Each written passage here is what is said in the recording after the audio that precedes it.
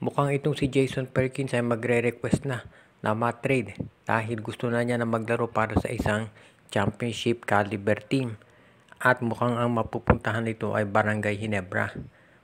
Sa tingin ko, kung gusto ni Perkins na mapunta sa Ginebra, kinakailangan ibigay ng Gene Kings itong si Maverick Ahanmisi at itong si Sydney Onwubere para mapapayag ang Fuel Masters.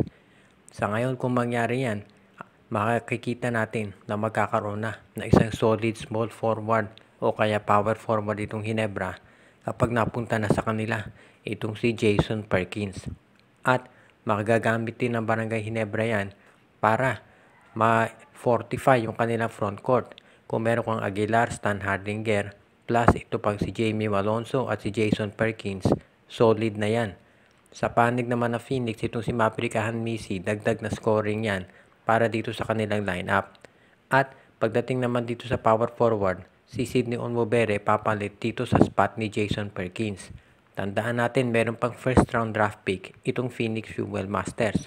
So, kahit mawala si Perkins, pwede silang kumuha ng isa pang wingman o kaya isang power forward. For example, si Kaylan Tiongson, pwede nilang kunin yan para siya ang papalit sa pwesto itong si Jason Perkins. So, hindi mawawalan itong Phoenix Fuel Masters ng masyado.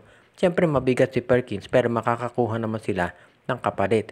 Sa panig ng Ginebra, kapag nandiyan na si Jason Perkins, gagaan na yung load dito kay Stan Hardinger at kay Jamie Malonzo. Plus, tandaan natin, pwede pang makipag-trade ang Ginebra dito sa Northport Batampier, pati na dito sa Terra Firma G para kumuha ng mga additional players para mapalakas itong kanilang lineup. So, yan ang aabangan natin dito sa Barangay Ginebra ngayon. As it is, marami tayong nakikita na iba pang posibleng trades na gagawin. Hanggang kailan pa kaya mananatili itong si Isaac Go dito sa Terra Firma bago siya matrade sa San Miguel? Marami ng mga insiders na nagsasabi na talagang San Miguel ang destinasyon nitong si Isaac Go dahil nangangailangan na ng isa pang big man ng SMB na magagamit at ngayon mukhang ito na ang pagkakataon nila. Ayon dito sa mga insiders, ang tinitignan daw posibleng trade ngayon ay Isaac Go for Motau Tua. Kapag nakuha ng San Miguel itong si Isaac Go, magkakaroon sila ng big man na merong outside scoring. Hindi masyadong consistent sa labas itong si Motau Tua kumpara dito kay Isaac Go. Kaya ang tinitignan ngayon ay baka yan ang maging trade transaction. Posible rin na kung hindi si Tautua ay si Vic Manuel ang mate-trade. Ang tinitignan kasi ng San Miguel ay kung makukumbinsin nila ang free agent na si Troy Rosario na lumipat dito sa kanila. Kung sakaling sa San Miguel pumirma ng kontrata itong si Troy Rosario, malamang matrade nga itong si Motau Tua para kay Isaac Go. Pagkatapos itong si Vic Manuel ay ite-trade na rin. At ang magiging big man ng San Miguel sa loob ay si Fajardo at si Go. At sa power forward ay itong si Troy Rosario at si Rodney Brondial. Baka ganyan ang maging rotation nitong San Miguel. As it is, siyempre, itong kay Troy Rosario, hindi pa sila nakasisiguro dyan dahil free agent ito. Siya din magdedetermine na kung saan siya pipili ng team. Itong kay Isaac Go, madali lang yan dahil Terra Firma yung kausap nila. Although, kailangan natin i-consider baka ang Magnolia o Ginebra titignan din kung makukuha nila ang serbisyo ni Isaac Go. Sa ngayon kasi, pinag-aaralan pa ng management kung ano ba ang mas mabuti kung mananatili si Tautua sa kanilang lineup o ite-trade na. Dahil nakita natin yung naging problema ng San Miguel Beer dito kontra sa Meralco Bolts. Kaya ang importante dito, kalanasahan natin na sa mga darating na araw, magkakaroon na ng malalaking trades na mangyayari dito sa San Miguel Beer at sa iba pang teams. Ang Rain Ocean Elasto Painters ngayon ay tinitignan yung posibilidad na i-trade yung dalawa nilang first round draft picks na pang number 7 at na pang number 8. Sinabi ni Coach Hengyao sa isang interview na ang priority talaga nila ay big man. Kung walang big man na available, titingin sila kung mayroong mga wingmen or kaya isang legit point guard na pwede silang makuha.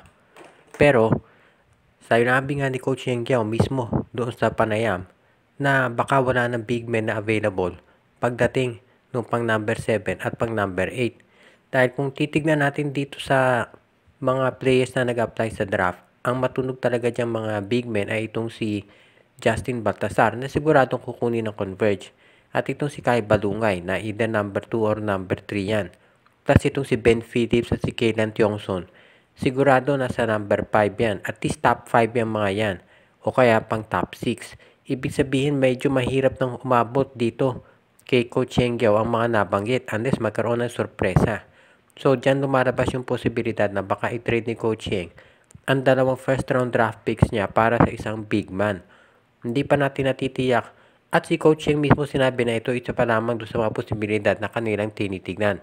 As it is, gustong siguraduhin ni Coach Yengyao na pag dumating na yung panahon na sila ay nakipag-trade ay hindi sila malulugi. Sinabi din ni Coach Yengyao na pinag-aaralan na nila at naghahanda na sila sa eventual retirement ng kanilang mga big men.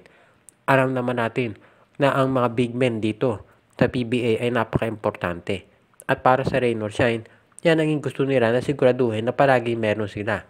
Sinabi nga ni Coach Yeng, eventually magre-retire ito si Bobelga.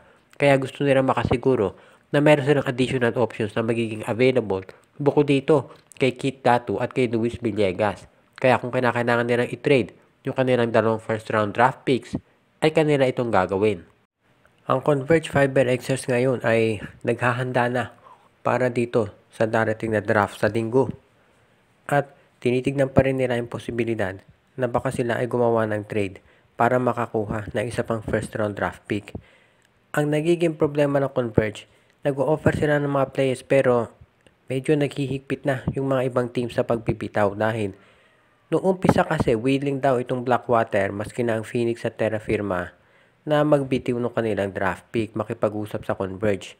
Ang problema biglang dumalim yung draft. Sumali si Cedric Bearfield, si RJ Abarrientos, ito si Kaylan Tiongson at yung iba pa. So ngayon nagdadalawang isip yung mga teams kung sa kanila makikipag-trade. Alam natin ang tinatarget ng Converge ay itong draft pick ng Blackwater sa number 2. Pero ngayon mukhang ang Blackwater parang ayaw na makipag-usap dahil hindi sila satisfied sa ino-offer. Ibig sabihin, tumaas yung trade value nitong draft pick ng Blackwater dahil sa dami ng available. For example, kung iti-trade ng Blackwater yung draft pick nila, ibig sabihin, i-give up nila itong si Kai Balungay o si Cedric Bearfield. At kinakailangan ng Converge yung ibibigay na player sa Blackwater katumbas ng mga nabanggit. So, iyan ang problema. Dahil baka ang hingi naman ng Blackwater na kapalit itong si Shawnee Winston na ayaw naman pakawalan lately ng Converge. Actually, nahahati yung management. May mga gustong i-trade si Shawnee, merong ayaw. Kaya iyan ang tinitignan natin ngayon. Kung itong Converge Fiber Excess ay talagang gustong makuha yung draft pick ng Blackwater at nitong o kaya ito sa Terra Firma Jeep, kinakailangan siguro medyo mas gandahan pa nila yung offer. Dahil alam natin, itong Blackwater mostly nakikipag-trade yan sa MVP Group at itong Terra Firma at Northport naman dito sa SMC. Itong sa Phoenix siguro, dati pwede pa yan pero ngayong nandiyan na available to si RJ Abarrientos. Baka magdalawang isip din ito sa trade. Shoutout kay Joseph Pineda, RG Bueno at Dalina family, Joshua Giray, Espejo at Rosales family. Binabati din natin si Edwin Carmona Jr., Ireneo Salangsang, Jonel Alagon, Roman de la Cruz Agustin, Ireneo Salangsang, Judy Edwina, Shaina, Carl Jaira at Jonah Villarosa, OG Len Gio at Gia Santillana at Taglay family, si Junjun, Angie, Patpat at Biboy Matas, Eduardo Del Rosario, Anthony Alon family, pati na si Eduardo Monsales, John Ray Marquezuela, Michael D., Jonald Malyari, Romeo Conchada, Katsakino Dukusin, Jason Mendoza, Rico Olarte, Ronald Barbosidad, Enju, Dexter Domer, pati na rin si Reden, Elena, Laila at Bonbon Lansang, RG Bueno at Dalina family, at iba pa nating taga-subaybay.